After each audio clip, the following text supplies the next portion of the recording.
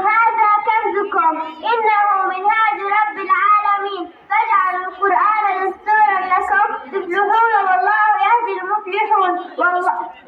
والآن سنبقى مع آيات من الذكر الحكيم والطالب الرسالة.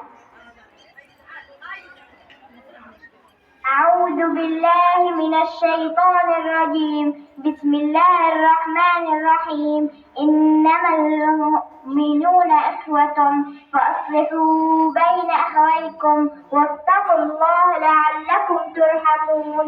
يا أيها الذين آمنوا لا يسخر قوم من قوم عسى أن يكونوا خيرا منهم ولا نساء من نساء عسى أن يكن خيرا منهن ولا تنبذوا أنفسكم ولا تنابزوا بالألقاب بئس الاسم الفسوق بعد الإيمان ومن لم يتب فأولئك هم الظالمون.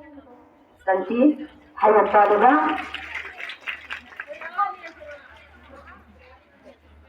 يقول رسول الله صلى الله عليه وسلم عليكم بسنتي وسنة الخلفاء الراشدين ومع الطالب لغد حديث شريف.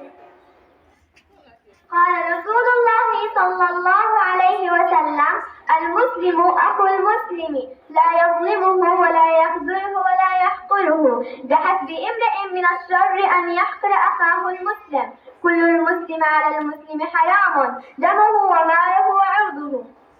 أنتِ حيا الطالبة. والآن مع حكمة مدرسية عن التنمر والطالبة آسيا.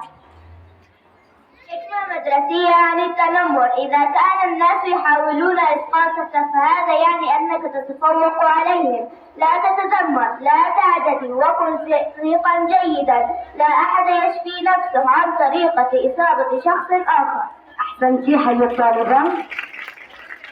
والآن مع فقرة بعنوان الآثار السلبية للتنمر على الضحايا والطالب وجودي.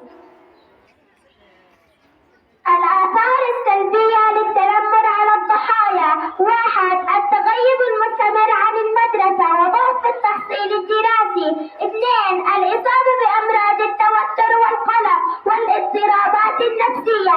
3. تطور القلق لمرحلة قد يصل إليها الضحية إلى الاكتئاب والتفكير في الانتحار. وشكرا. حيا الطالبة. شكرا.